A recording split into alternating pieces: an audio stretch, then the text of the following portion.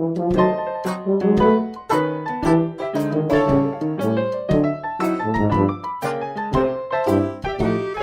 Anda ikuti Rehat Malam hanya di FM 91,2 Radio Kota Batik.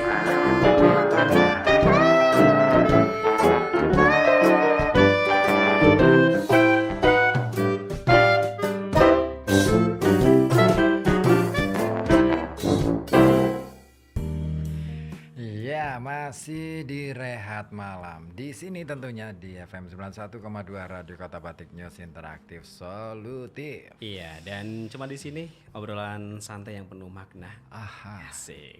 Ada yang bergabung ini Kang Ribut. Siapa? Mas Adi di Kulu Karanganyar. Kulu. Iya. Selamat malam Om Ozi, Om Ribut, apa kabar? Alhamdulillah baik. Alhamdulillah. Pengen gabung, belum sempat beli pulsa.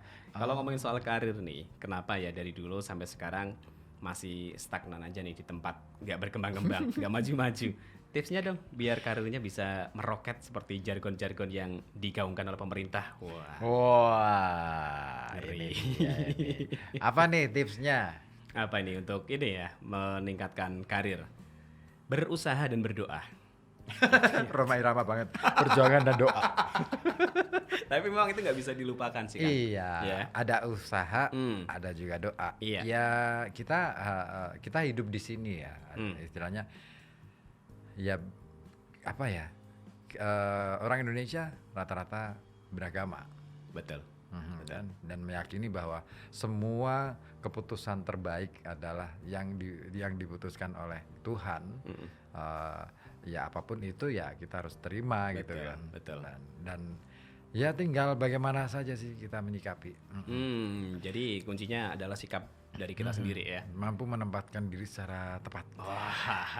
Gitu. Nah kalau tadi sempat saya singgung bahwa semakin dewasa semakin berkurang pertemanannya. Tapi kalau dalam karir, semakin karir menanjak, teman semakin berkurang, bisa nggak itu kan? Ya itu dia. Ini yang aku lagi buka nih. Pasti kamu buka bareng sama nih. Iya ya, betul. Iya kan? Sama. Di lip. Iya betul. Bisa nggak kira-kira seperti itu Kang?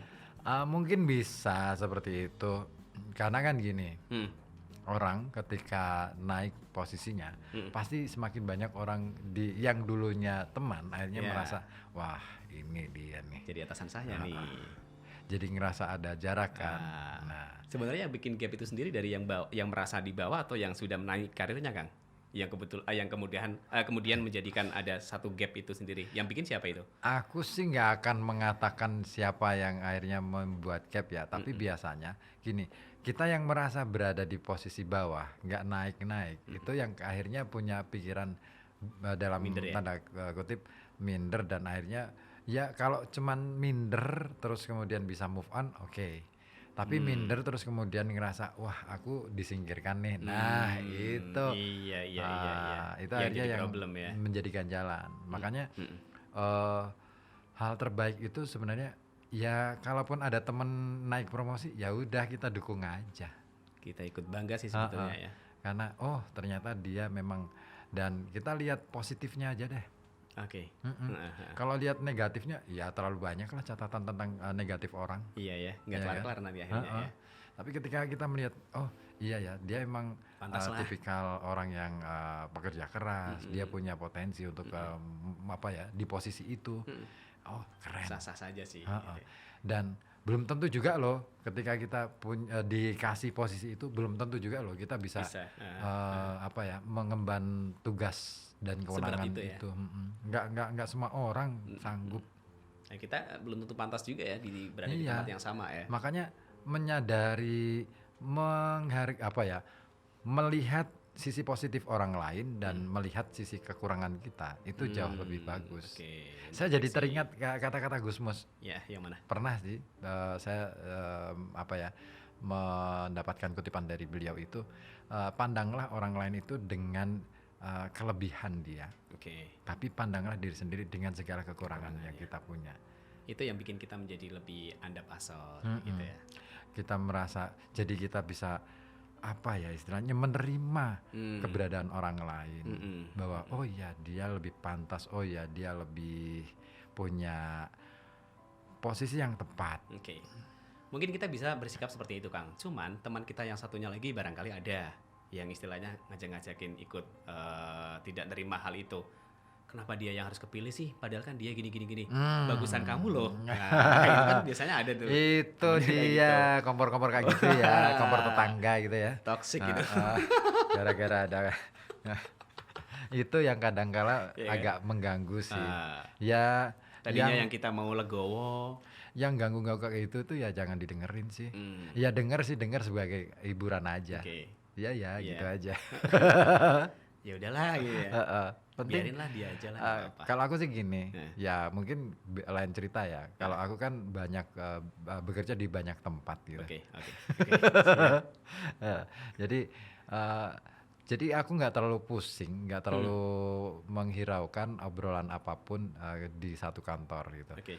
Di kantor pasti di kantor yang berbeda-beda juga obrolannya ya banyak juga, banyak bahan yang akhirnya menjadi masukan buat saya. Tapi justru dengan bekerja di banyak kantor, di banyak tempat itu akhirnya kita jujur nih, Ya, saya sebenarnya seolah-olah sedang melakukan pelarian di Satu kantor yang lain. di satu ketika di satu ini ada ketidaknyamanan, oke, saya Saya akan lari ke kantor berusaha satu lagi. mencari di kenyamanan ya, di sini. Terus kemudian ternyata di sini ada ketidaknyamanan, ya Saya udah cari di sana. sana. Tapi bukan berarti semua kantor nggak nyaman. Justru dengan pelarian-pelarian semacam itu sebagai salah satu caraku untuk ini membuat apa ya semacam katarsis.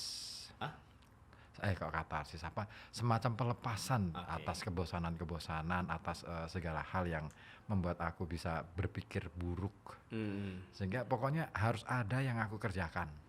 gitu ya. Nggak boleh ngelamun, nggak boleh akhirnya saya paling bosen loh ketika berada di sebuah lingkungan kantor terus akhirnya apa ini Nggak yang ada mau yang bisa dikerjain dikerjain, gitu, ya. nggak ada itu, nggak dinamis itu namanya. Itu Ngerasa sia-sia hidupnya. heeh.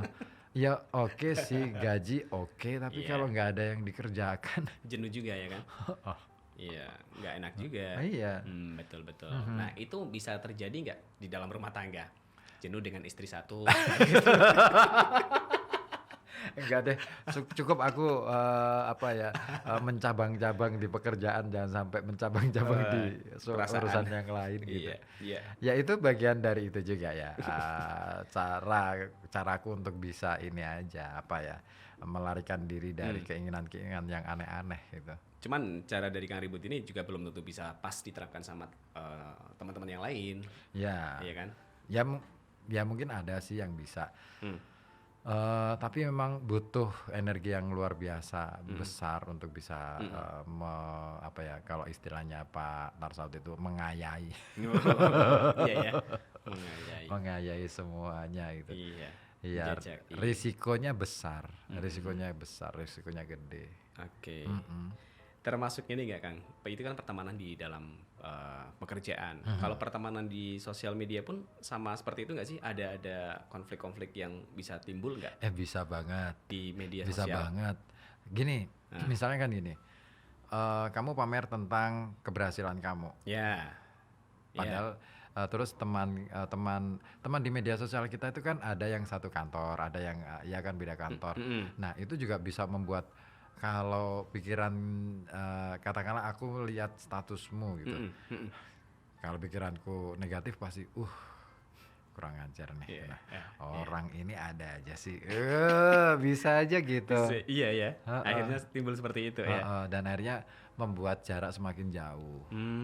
Makanya apa ya? Saya berusaha untuk ya memang sih kadang-kadang keceplosan juga sih ya. Di media sosial itu susah sih menahan diri Iya, gitu iya. ya.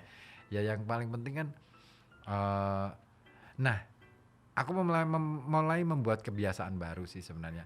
Mencoba untuk di media sosial itu saya berusaha untuk mengapresiasi orang. Oke, contohnya apa nih Kang? Misal ada orang yang katakanlah dirimu gitu. Ya. Pernah kan tak profil di media sosialku gitu, betul, bahwa betul. aku suka yang namanya Ozzy itu aku kenal karena ternyata selain seorang penyiar, Ozzy itu tipikal penyiar yang suka baca. Itu yang aku suka dari gitu. Ozzy, Oh, gitu lah. asik. Nah, Karena itu ya. jarang-jarang loh seorang penyiar, apalagi penyiar radio yang sekarang Hmm. mau baca buku. Betul. Iya. Cara simpelnya gini aja, Kang. Misalkan kita kan masih berlangganan koran secara konvensional nih, secara cetak. Itu terkadang sampai berbulan-bulan masih utuh. Iya, makanya aku yang beberapa edisi, terutama yang minggu, Iya. aku ambil. Iya. Iya. Untuk aku jual sih celokan. Tapi paling nggak dibaca dulu. Iya, aku kan suka di rubrik sastra kan. Aku pasti baca itu cerpen, puisi. Saroni Asikin. Itu temen itu. Itu temen ketika ketemu di Semarang ya edan-edanan aku sama dia. Waduh, Kangen banyak Semarang nih. Banyak kenangan di sana yang membuat aku ngerasa betah waktu itu. Sampai katakanlah hari ini harus hidup di sana pun aku mungkin bisa betah. Asalkan ada pekerjaan jelas. Oh, iyalah. Iya pastilah. Kalau gak ada pekerjaan jelas ya siapa yang betah ya? Tapi lingkungan kerja di sana sama di sini bedanya apa, Kang? Semua lingkungan sih sebenarnya tantangannya beda-beda ya. Hmm. Mungkin tuntutannya juga beda-beda. Oke. Ketika di Semarang dengan kriteria sebagai kota gede, kota besar, Ibu kota provinsi ya. maka kita juga ritmenya sih Menyesuaikan ya? lebih kenceng sana daripada sini. Ya kita tahulah wilayah Pekalongan seluas itu hanya 45 km Ya. persegi gitu. Dengan kita lihat pemetaan masyarakatnya ya juga gitu-gitu aja. Itu. Rata-rata kan kehidupannya kan industri, tapi industri lebih ke industri menengah ke bawah gitu kan. Nah, jadi masyarakat buruhnya lebih banyak. Jadi dan cenderung di sini tuh sorry nih harus ngomong secara terbuka. Aku melihat Pekalongan jalannya lambat, Terlalu lambat. sangat lambat. Oke. 10 tahun berarti aku mulai 2009 sampai sini. Perkembangannya masih gitu-gitu aja. Iya. Nggak ada sesuatu yang baru. Sementara kalau di sana sangat-sangat cepat sekali ya. Cepat. Jadi ketika ini aku lihat yang ini ya. Bukan kritik sih, tapi ini bukan membandingkan juga. Oke. Tapi ini fakta yang saya lihat gitu, saya yang tangkap itu. Jadi dulu yang namanya lampu-lampu gantung itu, ya kan, yang gantung kerlap-kerlip itu, Betul. yang cerut gitu kan, itu di tahun Semarang itu tahun 2000-an awal. Sudah ada. Iya tahun 2000-an awal dan sekarang itu sudah nggak dipakai. Udah lewat lah ya. Sini kan baru kemarin kan Iya, dipasang iya. gitu kan di Dr. Cipto ada di sana. itu. Kenapa? Aku mikir Kayak kembali ke masa lalu ya.